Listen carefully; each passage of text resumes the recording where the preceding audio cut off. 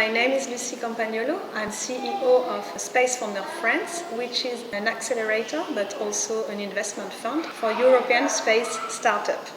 Before, we used to send one satellite in space that has been designed for a particular mission, and that would stay in orbit for 10, 20 years and accomplish his mission, for example, gathering a lot of data, of Earth observation data. Right now, we had lots of changes in this kind of model, mostly due to the fact that it's much more easier to go to space, that the satellites are more intelligent, they have lots of capacity.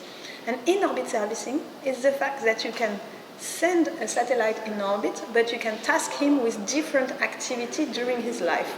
So it means they can do some change in terms of mission during the space activity. They can also approach another bigger satellite to do inspection and to repair it.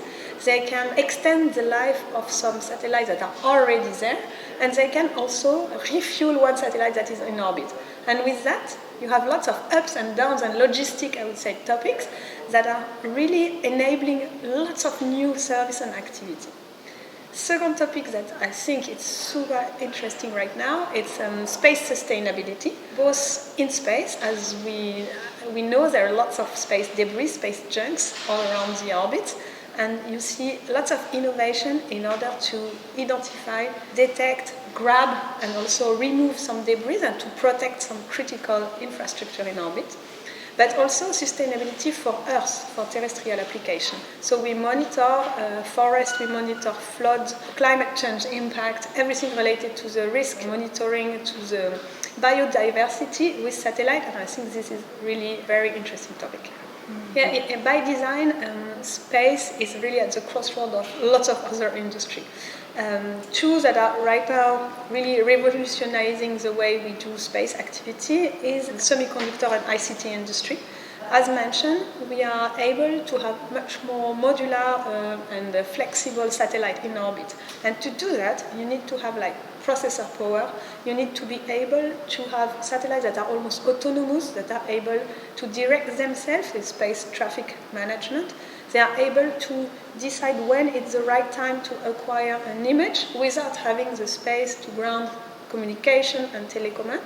And for that, in orbit, you don't have like a limitless amount of space or power on your satellite.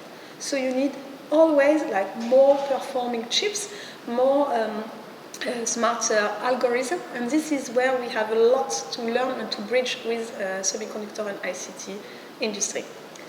And the second industry that I would like to mention is quite a little bit more exotic, is the medical industry, both medtech but also biotech. We see more and more in-orbit laboratory that are using the fact that microgravity is a very unique parameter to study how molecules and proteins are shaped and behave without gravity.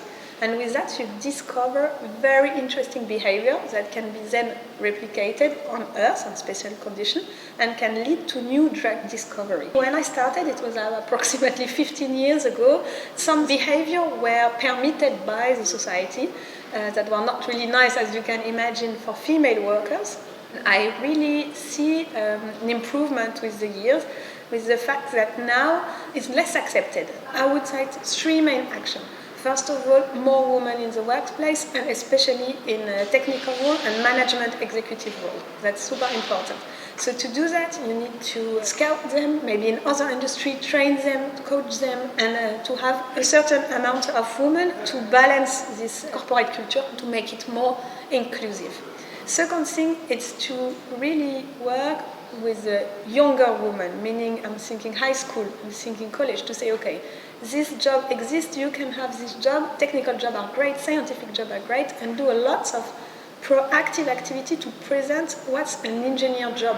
And third, I would say we are all responsible, like zero tolerance policy for behaviors that are like off limits. It's something quite simple. We try, I think, all of us to implement it in our companies, but it's really the baseline to have an inclusive workplace.